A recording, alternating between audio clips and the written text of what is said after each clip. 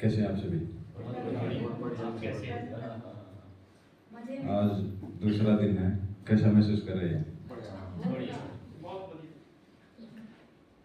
किसी को ऐसा लगा कि यहाँ आने से मेरा कोई नुकसान हो गया? नहीं। फायदा किस किस का हुआ यहाँ आने से? आने से पहले सोचा था कि जाने के बाद ऐसा महसूस करेंगे वहाँ?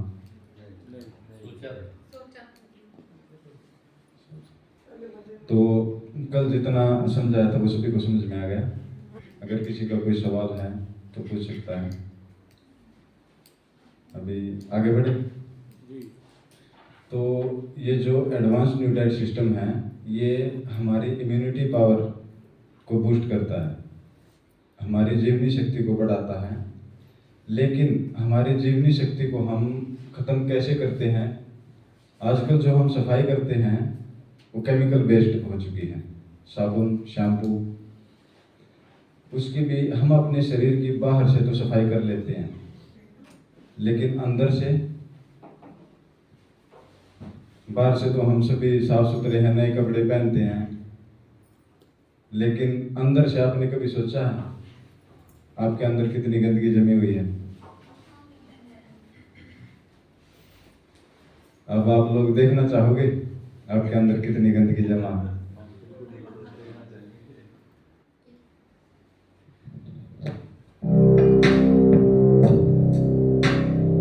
ये एक साफ आंत है, नॉर्मल क्लीन होने के बाद जो ऐसी दिखती है। जिसको, ये 35 साल की फीमेल है जिसको स्किन डिजीज है, अब उसकी आंत में गंदगी देखिए कितनी।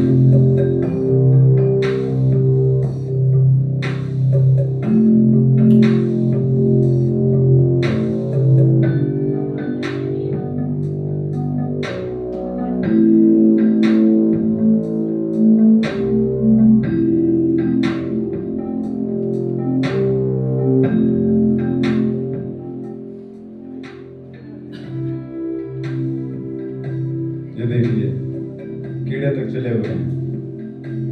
हम बाहर से तो अपने शरीर को साफ कर लेते हैं, लेकिन जो अंदर गंदगी हमने आज तक अननेचुरल खाना खा खा कर जो अपने अंदर भर ली है, उसकी सफाई की तरफ हमने कभी ध्यान ही नहीं दिया। हमने कभी सोचा ही नहीं हमारे अंदर इतनी गंदगी हो सकती है। ये देखिए एक 21 साल की है लड़की है, उसकी आंत में देखिए, ये देखिए।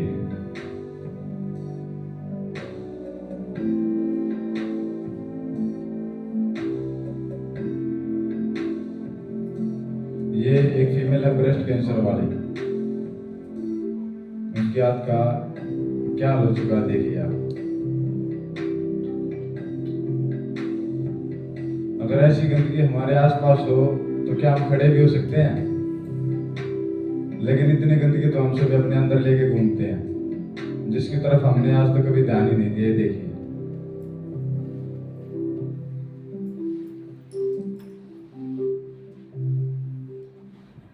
तो समझ आ गया आपको? अभी हमारे अंदर ये गंदगी पैदा कैसे हुई, इसका कारण क्या है और इसका निवारण क्या है? ये देखिए, एनिमा करने से पहले जो हमारी बड़ी आंत होती है गंदगी के साथ, वो कुछ इस तरह की दिखती है।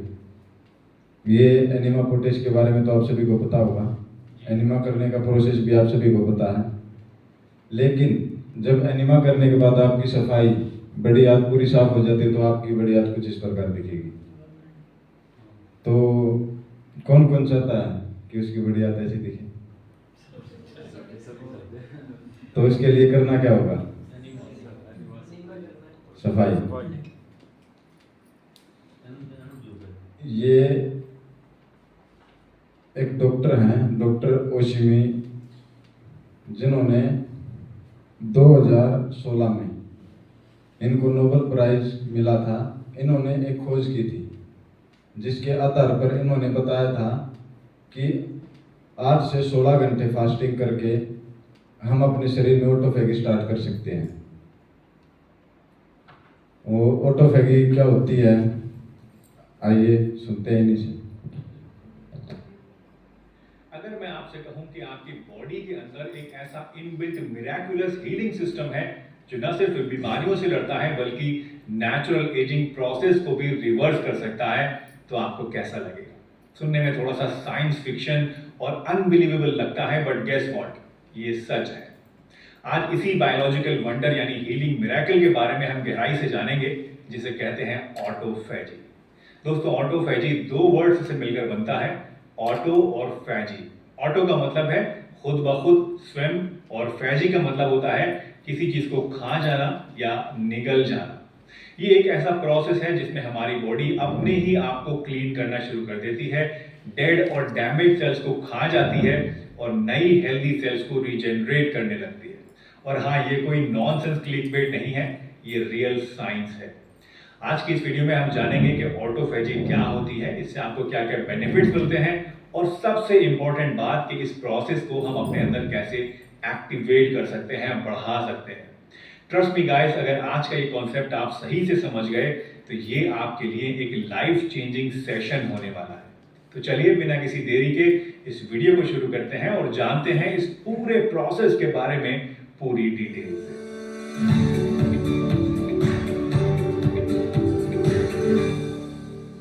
दोस्तों, ऑटोफैजी के इस कॉन्सेप्ट को समझने के लिए चलिए कुछ देर के लिए मान लीजिए कि हमारी बॉडी एक शहर है, एक सिटी है, और हमारी सेल्स इस शहर को प्रॉपरली चलाने वाली मशीनरी है।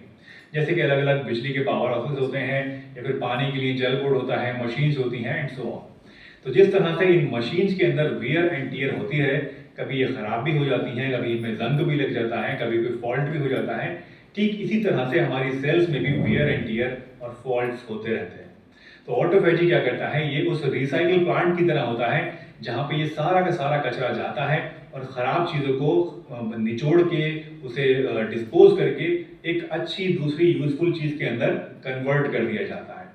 ऑटोफैजी के बारे में सबसे पहले जापान के एक साइंटिस्ट थे जिनका नाम था योशिनोरी सुमी।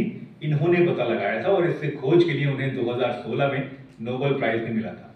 इनके अकॉर्डिंग हमारी सेल्स के अंदर लाइसोसोम नाम का एक स्ट्रक्चर होता है जो कि सेल्स के वेस्ट मटेरियल को और डैमेज पार्ट्स को अपने अंदर ले जाता है, खा जाता है, और चमत्कारी रूप से इसको कुछ दूसरे यूजफुल पार्ट्स में, प्रोडक्ट्स में कन्वर्ट कर देता है, जिसे हमारी सेल्स यूज कर सकती है ना? बड़ी मजेदार सी बात कि हमारी बॉडी जो है वो कैसे अपने आप को रिसाइकिल करती है।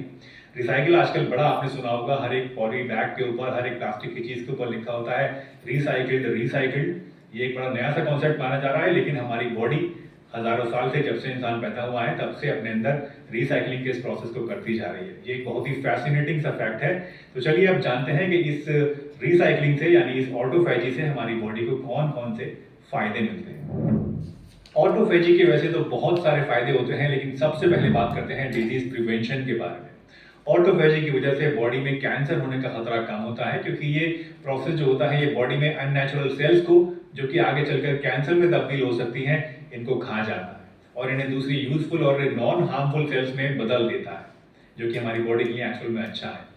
नेचर सेल बायोलॉजी नाम के एक जर्नल में पब्लिश्ड एक रिपोर्ट बताती है दोस्तों कि ऑटोफैजी ट्यूमर सेल्स को सप्रेस करता है, जिससे शुरुआती दौर में कैंसर का इनिशिएशन रोका जा सकता है।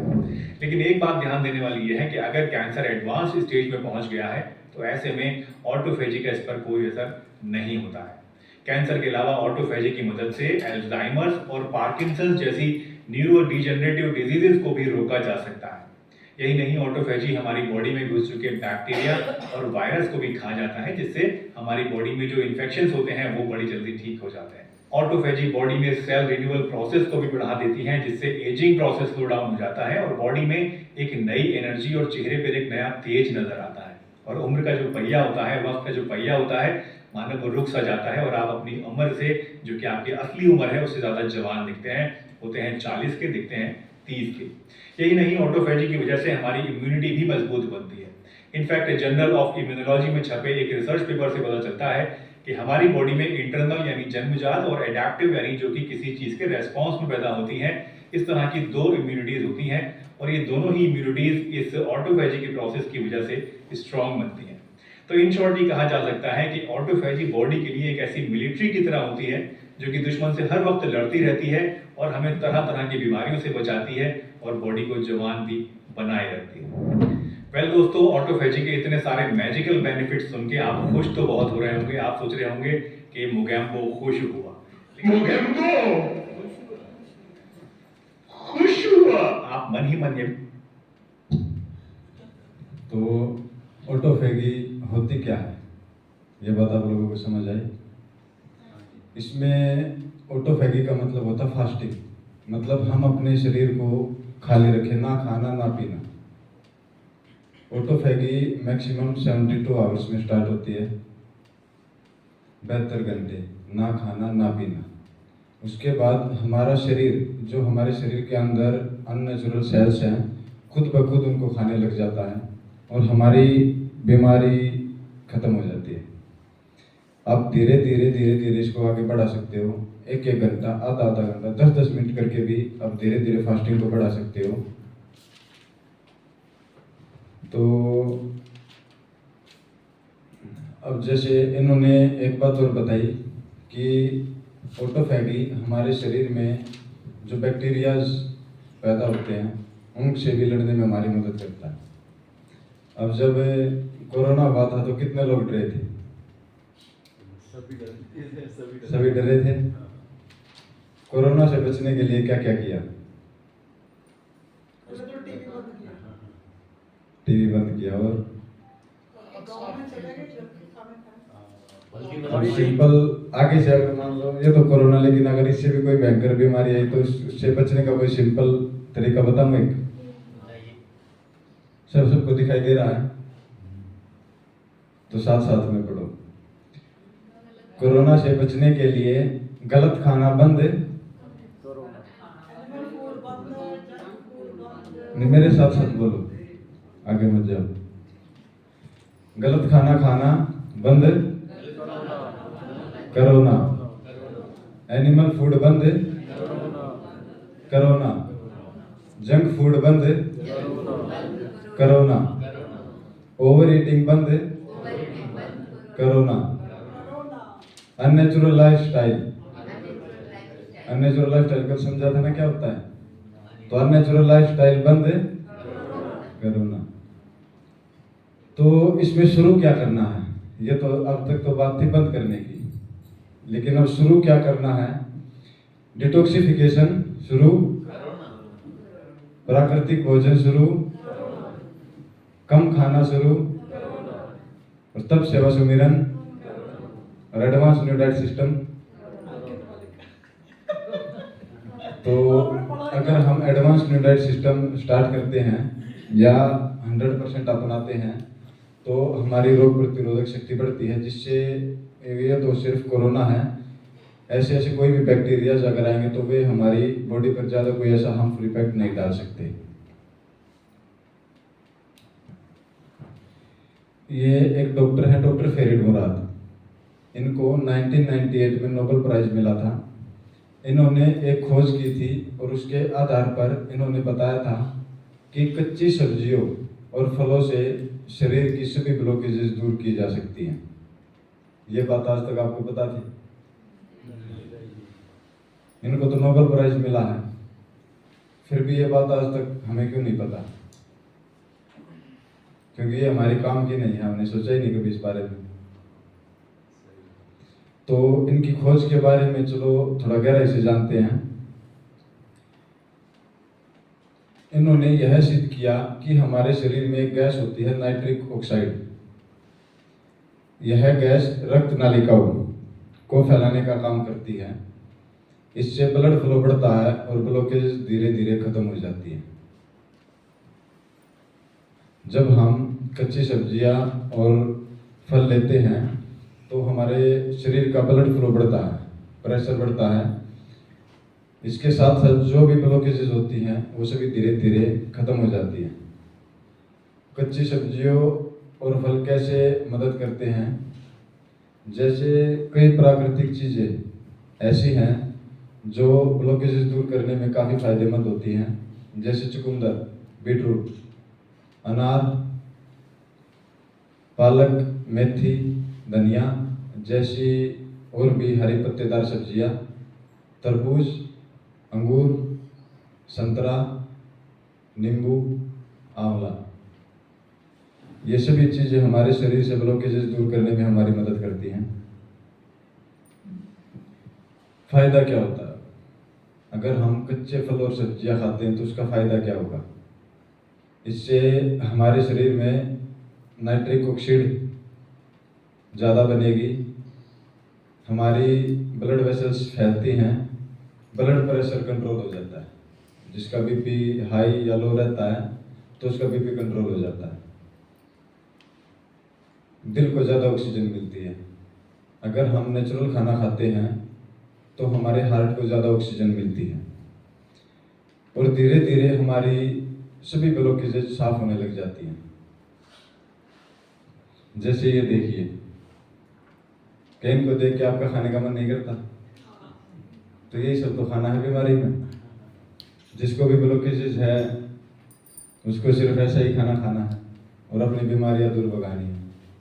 ना किसी डॉक्टर के पास जाना, ना इंजेक्शन लगवाना, ना दवाई की जरूरत, बस सिर्फ अपना भोजन परिवर्तन करना है और सारी बीमारियां दूर। क्या हम कर सकते हैं अपनी सारी बीमारियां दूर? कौन कौन कर सकता है? जोर से बोलो, तालियां बजाओ एक बार अपने।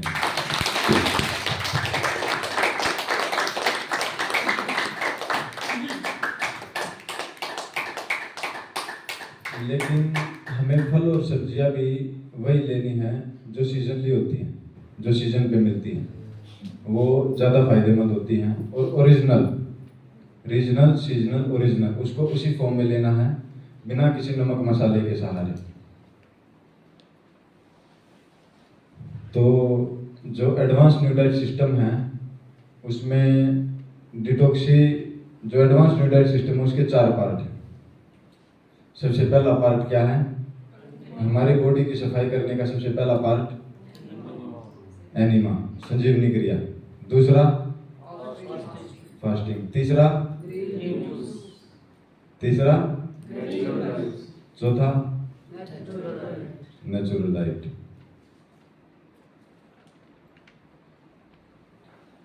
अब ये देखिए, इसमें आपको क्या दिख रहा है? दोनों में क्या अंतर दिखा आपको?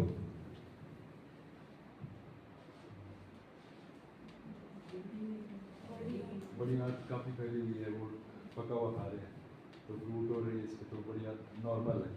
नहीं, इसमें फास्टिंग बीच में एम्पिटी दिखी आपको, देखो। जैसे हम सुबह खाना खाया, सुबह का खाना हमारा हजम भी नहीं होता, दोबारा खाने का नंबर आ जाता है, वो भी हजम नहीं होता, तीसरी बार खाने का नंबर आ जाता है।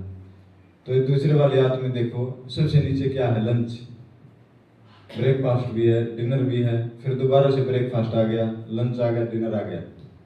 ये जो पहले डाला था, पहले दिन जो डाला वो तो हजम हुआ ही नहीं, वो तो निकाला ही नहीं शरीर से और ऊपर से फिर से डाल दिया। तो ऐसी स्थिति में क्या होगा? जब ये हजम नहीं होगा ये खाना, तो अंदर क्या होगा? कीड़े चलेंगे, अभी देखे थे ना। और जहाँ कीड़े होंगे वहाँ क्या होगा? बीमारी। अब इसी की साइड वाले देखो, जैसे इसने लंच किया, उसके बाद इसने फास्टिंग की, बीच में खाली छोड़ दिया, उसके बाद इसने डिनर किया, तो देखो इसका पेट कैसा खाली है। जब तक इसका डिनर डाइजेस्ट होगा, जब तक ऊपर वाला खाली हो जाएगा। लेकिन हम क्या करते हैं? डाइजेस्ट तो होने देते ही नहीं। ये ग्रीन जूस है, इसके बारे में तो आप सबको पता होगा। तो जो ये एडवांस न्यूट्राइट सिस्टम है, इसमें जो दिन के 24 घंटे होते हैं उसको 8-8 करके 3 पार्टों में बांटा गया है। जैसे सुबह उठने के बाद 8 घंटे फास्टिंग, उसके बाद 8 घंटे खाना, नेचुरल डाइट, पका हुआ नहीं, उसके 8 घंटे बाद जो हमने खाया उसको पचाने के लिए समय देना। तो ऐसे 24 घंटे को डिवाइड किया गया है। एडवांस न्यूट्राइट सिस्टम का ब्रेकफास्ट क्या है? क्या है ब्रेकफास्ट? लंच इजीली डाइजेस्टेबल, जो आराम से हजम हो जाए, जैसे जूस या पल्पी फ्रूट कोई भी, और डिनर वो भी सेम, जो आराम से हमारे शरीर को पचाने में ज़्यादा मेहनत ना करनी पड़े। एडवांस न्यू डाइट सिस्टम अपनाने के फायदे क्या क्या हैं? अगर आप एडवांस न्यू डाइट सिस्टम अपनाते हैं तो आपको ज़्यादा एनर्जी मिलती है, आपकी इम्यूनिटी स्ट्रांग होती है। बच्चों में अगर हम बच्चों को फॉलो करवाते हैं तो उनकी अच्छी ग्रोथ होती है, और सबसे बड़ा माइंड फ्रेश रहता है। अभी यहाँ आने से पहले आप लोगों को कितनी टेंशन थी घर पे? यहाँ आने के बाद 2 दिन से कोई टेंशन है कोई? तो इसका बेनिफिट पता लगा आपको?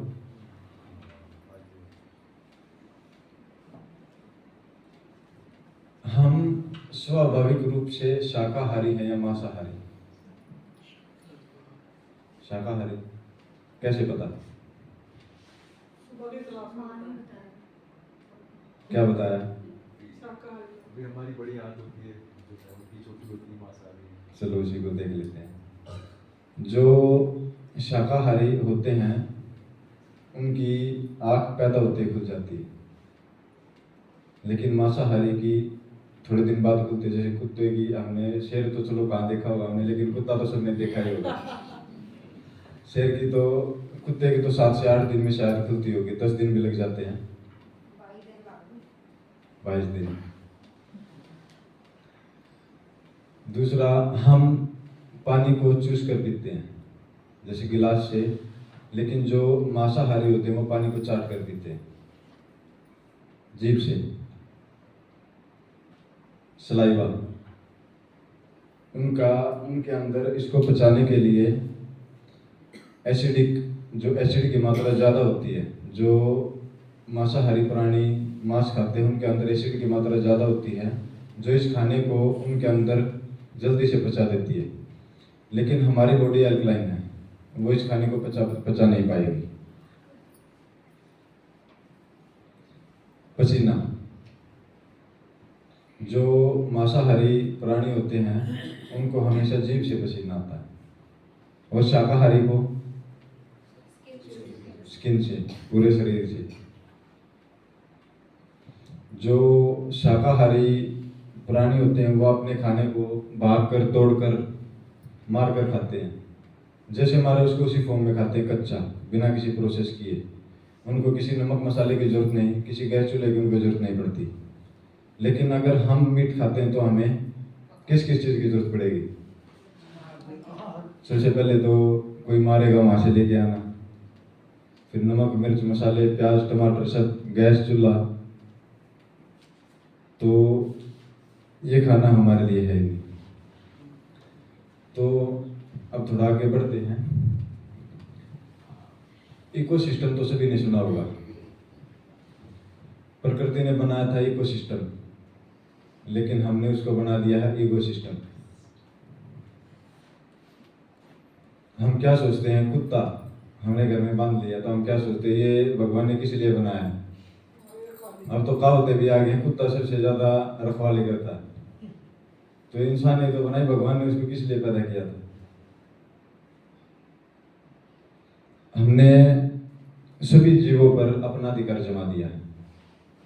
जैसे अपने इंडिया में तो नहीं, लेकिन चाइना में आप लोगों ने देखा होगा, सांप केकड़े सब कुछ जो मिला वही। तो उस इकोसिस्टम को उन्होंने इकोसिस्टम बना दिया, सभी जीवों पर अपना अधिकार जमा दिया। बल्कि सभी जीवों का, उनको वो आधार कार्ड होता है ना, आम आदमी का अधिकार। हमने तो आधार कार्ड पे लिख दिया आम आदमी का अधिकार, तो इनका भी तो कुछ अधिकार होता होगा ना। जैसे हमारा है अधिकार, वैसे इनका भी कुछ होता होगा, लेकिन हमने इनका अधिकार छीन लिया। हम इनको जैसा चाहते अपने हिसाब से रखते हैं। अब सभी धर्मों में एक बात कॉमन है, ये सभी जीव दया को बढ़ावा देते हैं, जियो और जीने दो। ये बात सभी धर्मों में बोली जाती है, लेकिन मानी कहाँ जाती है? हम जीते तो हैं, लेकिन दूसरों को नहीं जीने देते। अब जो डेयरी उत्पाद होते हैं उनका सेवन हम किस लिए करते हैं, क्या हमारी मान्यताएं हैं, क्या हमारी धारणाएं हैं। पौष्टिक भोजन मानते हैं हम उसको। कैल्शियम की कमी, कैल्शियम मिलेगा दूध पीने से, प्रोटीन मिलेगा, विटामिन, स्वास्थ्य मिलेगा, ऊर्जा मिलेगी, मांसपेशियां मजबूत होंगी, हाइट बढ़ेगी, दांत मजबूत होंगे, हड्डियां मजबूत होंगी। ये सभी धारणाएं हैं ना हमारे, आज तक हम सभी सुनते आए हैं।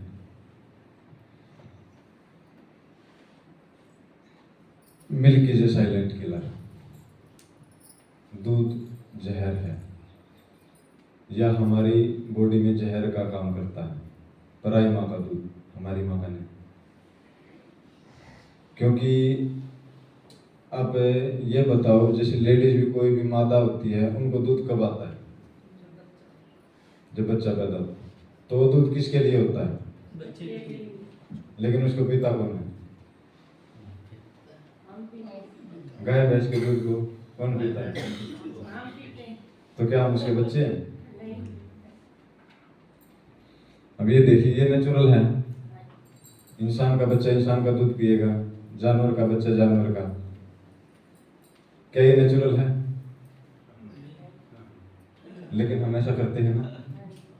इनके ऊपर हमने अपना अधिकार जमा दिया है कि इनका दूध भी हमारे लिए है। अब ये देखिए,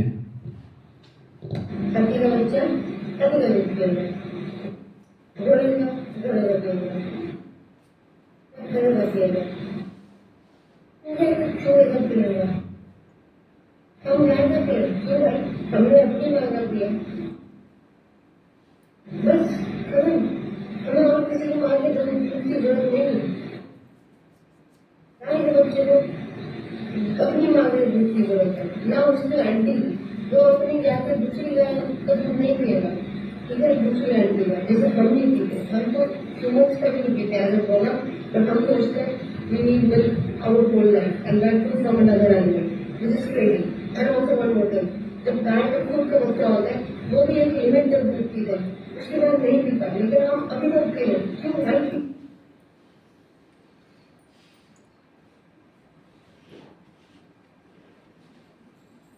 और दुनिया में कोई ऐसा जानवर नहीं है जो किसी और जानवर का दूध पीता है। सारे जानवर अपनी ही माँ का दूध पीते हैं और नहीं सोचते कि यार, हाथी नहीं सोचता कि भाई शेर का दूध पीना मेरे को, यार प्रोटीन मिलेगा, कैल्शियम मिलेगा उससे। या शेर नहीं सोचता कि भाई राइनोसोरस का पीछे है उससे जाके, यार नहीं, उनको पता है क्या खाना है क्या पीना है। हम ही हैं जो पता नहीं क्या कर रहे हैं। क्या इंसान के अलावा कोई भी पशु किसी दूसरी माँ का दूध पीता है? तो इंसान को ऐसी क्या जरूरत पड़ गई जो भैंस का, गाय का, भेड़ का, बकरी का, अब तो वो बाबा रामदेव की वीडियो देखी थी, गधी का दूध भी पीने लगे हैं। तो इंसान को ऐसी क्या जरूरत पड़ गई दूध की? ये सिर्फ हमारी मान्यता है, जो बड़े बुजुर्गों ने आज तक हमें सिखाते आए, वही धारणाएं हैं। जब तक हमारे शरीर को जरूरत थी, अगर हमारे शरीर को पूरी उम्र दूध की जरूरत होती, तो भगवान हमारी माँ के अंदर हमेशा के लिए, जब तक हम बूढ़े होते, जब तक दूध देती। लेकिन उसने कब तक दूध दिया? जब तक हमें उस दूध की जरूरत थी। जब हमारे दांत आ गए तो हमें उस दूध की जरूरत नहीं है, हम चबा के खाने के काबिल बन गए हैं। और प्रकृति में दांत आने के बाद खाने के लिए और भी बहुत कुछ है, तो हमें दूध की तो जरूरत है ही नहीं। अब हम इंसान हैं, हम तो अपने बच्चों से प्यार करते हैं ना। कौन ऐसा जो अपने बच्चों से प्यार नहीं करता? तो क्या ये जानवर अपने बच्चों से प्यार नहीं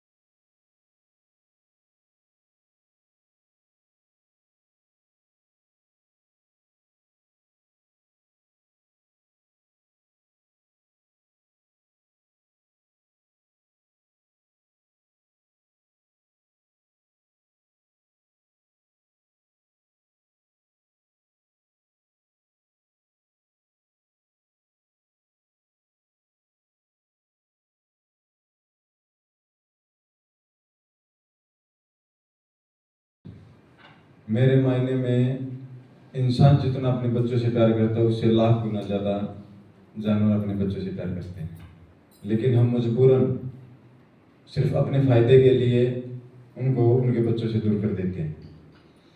अब आप ऐसे ही मान के चलो, आपके बच्चे को कोई आपके सामने रस्सी गले में डालकर खुट्टे पे बांध दे तो कैसा लगेगा?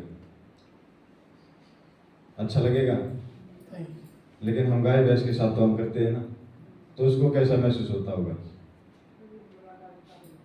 वो तो थैंक यू बोलती होगी, आपको धन्यवाद बोलती होगी, बददुआ तो देती होगी वो भी। वो तो उनकी हम भाषा नहीं समझ पाते, नहीं तो पता नहीं कितनी गालियां देते होंगे वो हमें। आंसू तो उनके दिखते हैं, लेकिन बस देखते और इग्नोर कर देते हैं हम।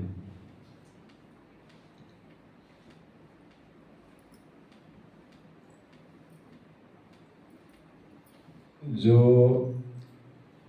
गाय का दूध होता है वो सिर्फ बैल को पोषण देता है, अगर मनुष्य उसे पिएगा तो क्या होगा? ये देखिए, अभी दोनों में डिफरेंस क्या है उसको जानते हैं।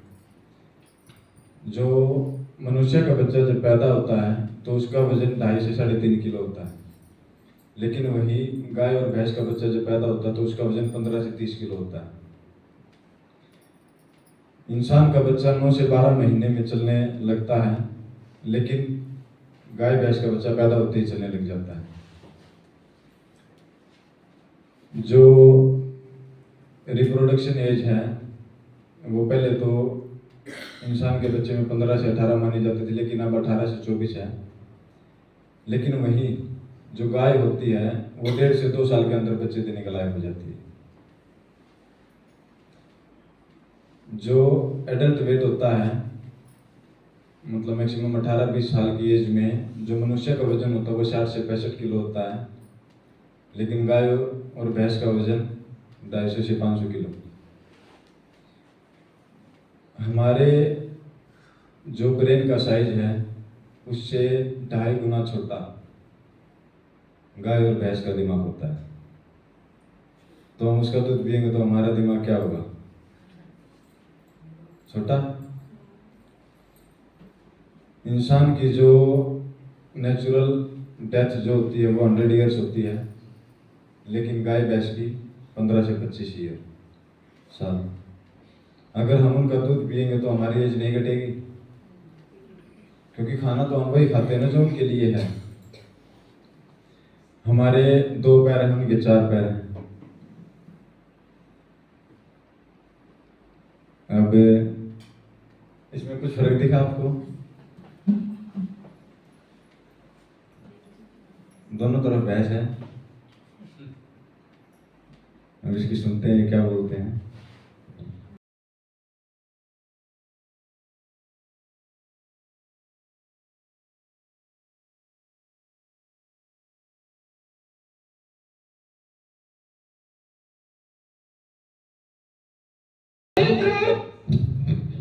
है ना, बिल्कुल इसी के जैसे। अगर इसका दूध पिएंगे तो क्या होगा? इन्हीं के जैसे बन जाएंगे।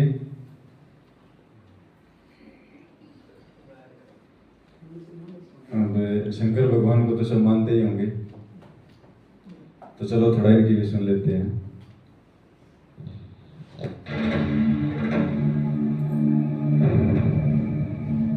तो आप सबकी मंशा मेरे भोजन में परिवर्तन लाने की है। जी हाँ प्रभु, और इसका हमारे समक्ष ठोस कारण भी है प्रभु। विवाह उपरांत आपका जीवन सभ्य समाज की संगति में व्यतीत होने वाला है, और सभ्य समाज में अपाको भोजन को हे दृष्टि से देखा जाता है प्रभु। इसीलिए अब आप पकवान ग्रहण करके सामाजिक जीवन का आनंद लीजिए प्रभु। आप देवतागण जीवन पद्धति को तिरस्कृत कर जो कि आपके अनुरूप है,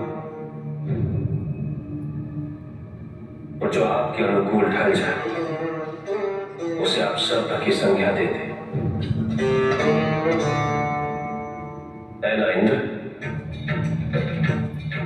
महादेव, इसे कृपया अन्यथा ना ले प्रभु।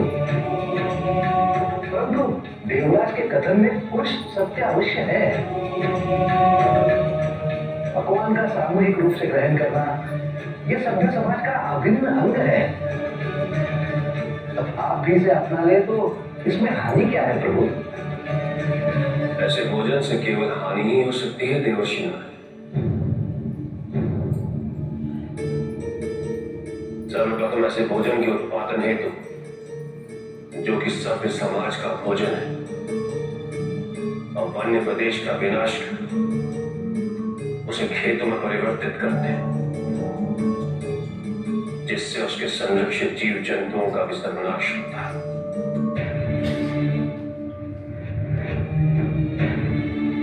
हम अपने शरीर का पोषण करने हेतु जीव जंतुओं की हत्या करते हैं, खेतों को सिंचित करने हेतु नदियों के प्राकृतिक बहाव कृत्रिम साधनों से रोक देते हैं। इससे विकलांग आकार की स्थिति उत्पन्न होने की आशंका सदैव बनी रहती है। जल जीवन का भी सर्वनाश होता है। तत्पश्चात उस अन्न को पकाने हेतु हम वृक्षों को काटकर ईंधन की आवश्यकता पूरी करते हैं।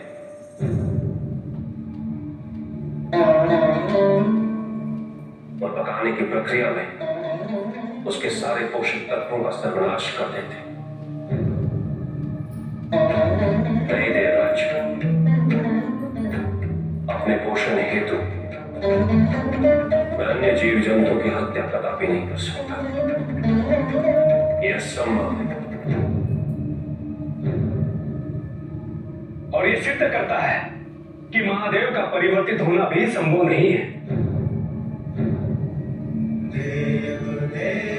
हमारा खाद्य अपक्व ही रहेगा और हम सदैव महादेव का गुणगान करते करते यथावत अपना जीवन यापन करेंगे।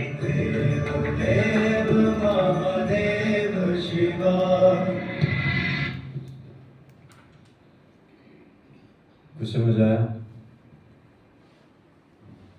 आया कुछ समझ? क्या समझ आया?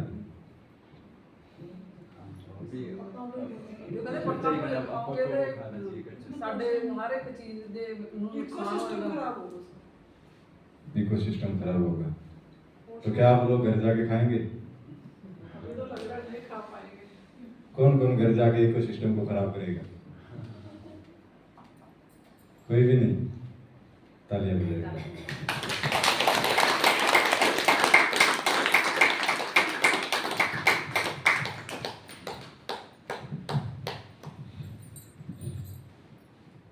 एक माँ को उसके बच्चे से अलग करना क्या सही है?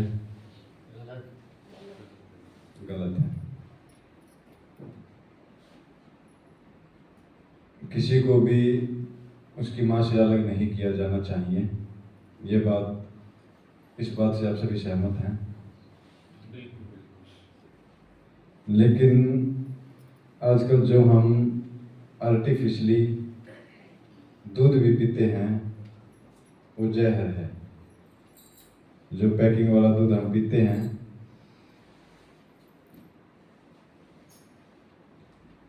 अब ये ओशो जी हैं, थोड़ा ही बात सुन लेते हैं ये क्या बोलते हैं। दूध असल में अत्यधिक काम उत्तेजक आहार है और मनुष्य को छोड़कर पृथ्वी पर कोई पशु इतना काम वासना से भरा हुआ नहीं। और उसका एक कारण दूध, क्योंकि कोई पशु बचपन के कुछ समय के बाद दूध नहीं पीता, सिर्फ आदमी को छोड़कर। बच्चा एक उम्र तक दूध पिए ये नैसर्गिक है। सच तो यह है जब तक माँ के स्तन से बच्चे को दूध मिल सके बस तब तक ठीक। उसके बाद दूध की आवश्यकता नैसर्गिक नहीं। बच्चे का शरीर बन गया, निर्माण हो गया, दूध की जरूरत थी, हड्डी थी, खून था, मांस बनाने के लिए स्ट्रक्चर पूरा हो गया, ढांचा तैयार हो गया। अब सामान्य भोजन काफी हो। अब भी अगर दूध दिया जाता है तो ये सारा दूध काम वासना का निर्माण करता है। ये अतिरिक्त इसलिए दूध जिस बड़ी मात्रा में वीर्य बनाता है और कोई चीज नहीं बनाती, क्योंकि दूध जिस बड़ी मात्रा में खून बनाता है और कोई चीज नहीं बनाती। खून बनता फिर उनसे वीर्य बनता। भोग के साधक के लिए सहयोगी है तो योग के साधक के लिए अवरोध। दूध मांसाहार, क्योंकि माँ के खून और मांस से ही निर्मित होता है, शुद्धतम मांसाहार।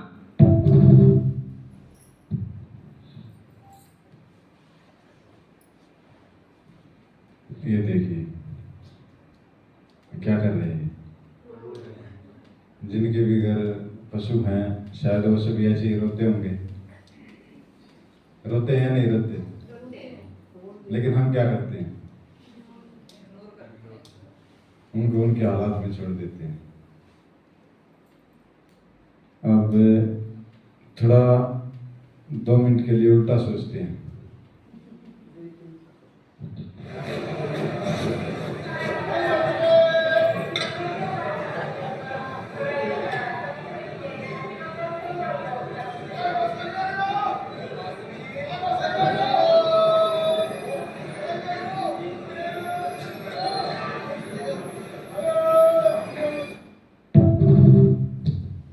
ये कैसा लगा आपको?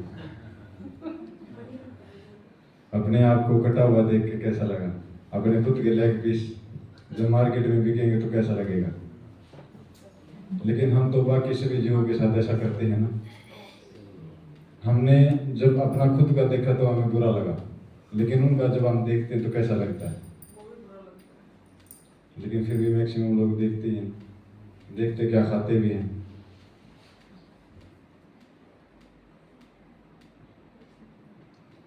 हमारे भारत में जो दूध का उत्पाद है वो टोटल 14 करोड़ लीटर है, लेकिन खपत कितनी है? 64 करोड़ लीटर।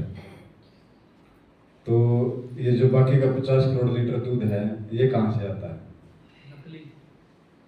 नकली पता सबको, लेकिन पीते फिर भी सब है। ये दूध बनाने का प्रोसेस है। ये देखिए कैसे दूध बनता है जो हम पीते हैं, मार्केटों में जो पैक होकर मिलता है। आप देख रहे हैं तो शायद आप दूध पीना बंद कर देंगे, क्योंकि भरूच के इस वीडियो ने यह साफ कर दिया है कि देश के रोजाना 50 करोड़ लीटर दूध की जरूरत कैसे पूरी की जा रही है। तो अगर अपनी व अपने घर वालों की जान की सलामती चाहते हैं तो शेयर कीजिए ये वीडियो, और पूरा वीडियो अंत तक देखने के बाद ये वीडियो भरूच के इंडस्ट्रियल एरिया से लीक हुई है, जहां एक मिलावट करने वाले के खिलाफ नकली दूध बनाने वाली फैक्ट्री के एक मजदूर ने बगावत कर दी है, जिसकी वजह से ये क्लिप व्हाट्सएप और यूट्यूब के माध्यम से वायरल हो रहा है। तो किस तरह बनाया जा रहा है ये नकली दूध, गौर से देखिए। इसके हाथ में एक कांच की शीशी है जिसमें कोई चाशनी नुमा केमिकल भरा है। ये शीशी या तो गर्म है या तो इसमें इतना घातक रसायन है कि ये शख्स उसे चिमटे से पकड़े हुए है, सीधे हाथ में ले भी नहीं रहा है। वहीं जैसे ही थोड़ा सा केमिकल गिलास में डाला जाता है, दूसरा व्यक्ति उस शीशी को सावधानी से लेकर हटा दे रहा है। सोचिए कितना खतरनाक केमिकल होगा वह। फिर उसमें पानी मिलाया जाता है और नकली दूध तैयार। तो यही दूध हम सभी मार्केटों से खरीद कर पीते हैं। अगर आपको दूध पीना ही है तो आप सोयाबीन का दूध पी सकते हो, मूंगफली का दूध पी सकते हो, नारियल का दूध पी सकते हो। तो सोयाबीन का दूध कैसे बनता है इस बारे में बताएं।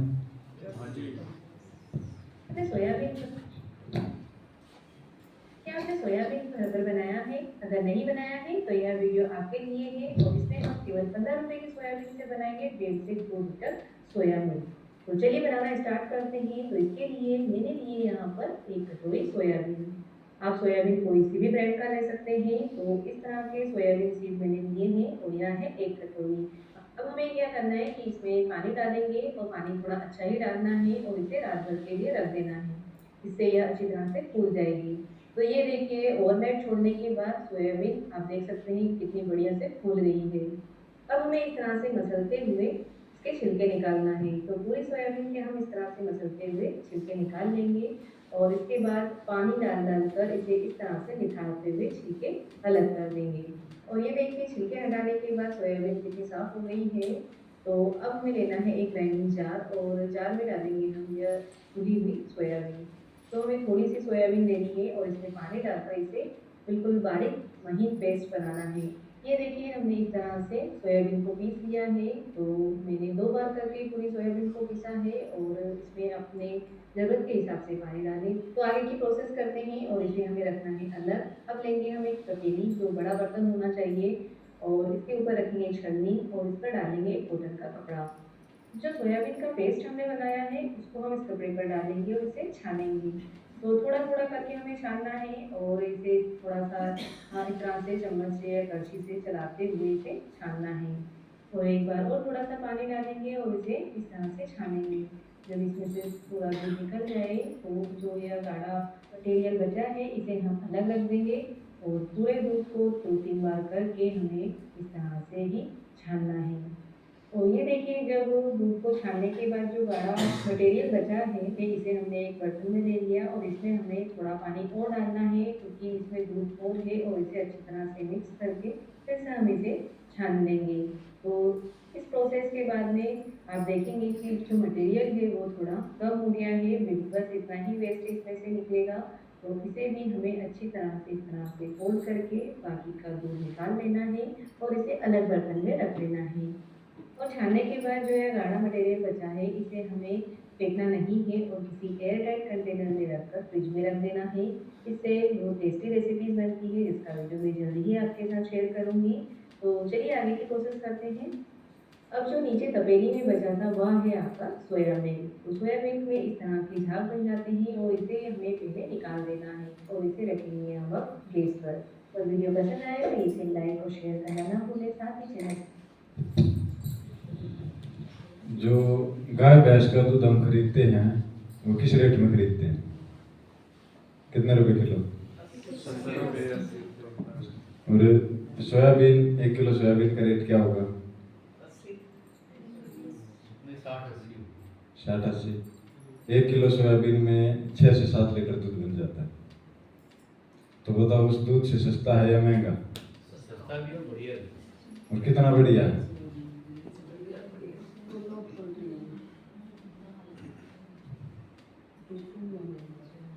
दही जब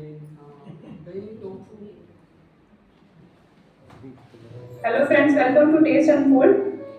अगर अभी तक आपने हमारा चैनल सब्सक्राइब नहीं किया है तो इसे सब्सक्राइब कर दीजिए और बेल आइकन को प्रेस कर दीजिए ताकि आपको हमारे आने वाले वीडियोस का अपडेट मिल जाए। आज के वीडियो में हम देखेंगे कि कोकोनट मिल्क कैसे बनाते हैं।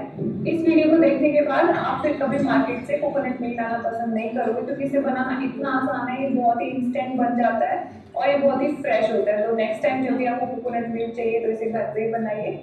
कोकोनट मिल्क जो है उसे एक मिरेकल लिक्विड बोलते हैं। इसका सबसे अच्छा बेनिफिट ये है कि अगर आप डाइट पे हैं तो ये वेट लॉस में हेल्प करता है। सबसे बड़ी बात इसमें क्या है कि बहुत ही एनर्जेटिक है, एनर्जी ड्रिंक होता है। प्लस ये क्या है कि आपके फैट को रिड्यूस करता है। तो कोकोनट मिल्क बनाने के लिए हम क्या करेंगे, एक कोकोनट लेंगे, एक नारियल को लेके ऐसे छील लेंगे। आप चाहो तो इसे सीधा भी यूज कर सकते हो, लेकिन क्या है कि पूरा एक मिल्क जैसा वाइटनेस देने के लिए हम क्या करते हैं, इसकी स्किन को ऐसे उतार लेते हैं। इसको हमने ऐसे पील कर लिया। इसको छीलने के बाद इसके छोटे छोटे पीसेस करके एक बाउल में हम डाल देंगे।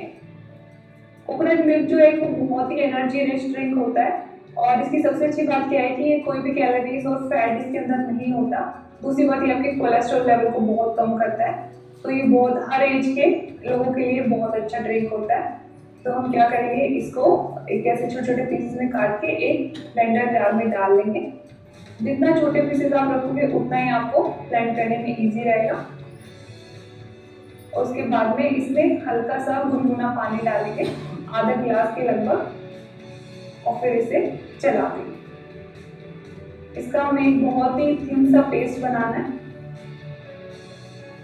दूसरा क्या कि कोकोनट मिल्क है वो काफ़ी मिठाइयाँ बनाने में या बहुत ही इंटरेस्टिंग रेसिपीज भी बनती है इससे, तो उसके लिए भी एक बहुत अच्छा इंग्रेडिएंट होता है। अगर आप इसकी कंसिस्टेंसी अपने हिसाब से देख सकते हो, कितना आपको पतला चाहिए, कितना गाढ़ा चाहिए, तो उस हिसाब से आप इसमें और पानी डाल सकते हो। फिर इसको हम दोबारा से चला देंगे।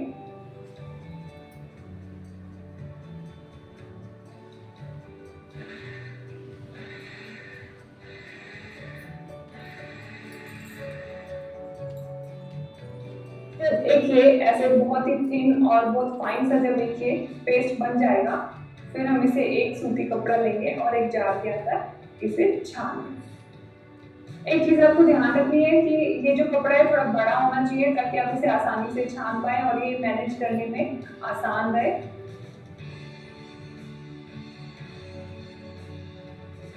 फिर हम क्या करेंगे कि इस कपड़े को बहुत ही ध्यान से ऐसे फोल्ड कर लेंगे और फिर उसे धीरे धीरे निचोड़ लेंगे। ऐसे हल्के हल्के हाथों से पहले दबाते हुए हमें इसे ऐसे इसका सारा जो ये मिल्क है ये हमें इससे निकालना है। तो इसे ऐसे हम प्रेस कर करके हाथ से और इसका मिल्क निकाल लेंगे। फिर धीरे धीरे हम इस कपड़े को घुमाते जाएंगे जिससे कि ये आसानी से पूरा इसका जो लिक्विड पार्ट है वो निकल जाए। ये देखिए हमने इसका ये सारा इसका मिल्क निकाल लिया है। अब इसके बाद क्या क्या होता है कि जो कपड़ा है इसके अंदर एक ये पाउडरी सा कोकोनट बच जाता है। तो इसे हम क्या करेंगे, इससे हम मिठाइयाँ बना सकते हैं और फिर या फिर आप चाहो तो इसे दोबारा से थोड़ा पानी डाल के इसके अंदर और फिर इसे एक बार मिक्सी से चला दें। इस प्रोसेस को हमें कम से कम 2 बार रिपीट करना है। आप चाहो तो इसे 3 बार भी कर सकते हो। तो ये देखिए ये हमारा कोकोनट मिल्क रेडी है और इसे अब हम एक ग्लास में डाल के सर्व करें। तो अब नेक्स्ट टाइम किसी भी फास्ट पे या किसी भी फेस्टिव सीजन पे तो कितना आसान है नारियल दूध बनाना। ना गाय भैंस के लिए चारा लेके आना, ना उनको बांधने की जगह, ना उनको नहलाना धुलाना, कुछ भी नहीं। मतलब सारा काम ही खत्म हो गया। एक नारियल तोड़ा 5 मिनट में दूध बना के लिए। तो मेहनत ज्यादा किस में थी, गाय भैंस रखने में या नारियल दूध पीने में। तो नारियल दूध पीना एक बार ट्राई करके देखना सब घर पे, अच्छा लगेगा आपको। तो अभी तो समय हो गया, बाकी इससे आगे कल देखते हैं।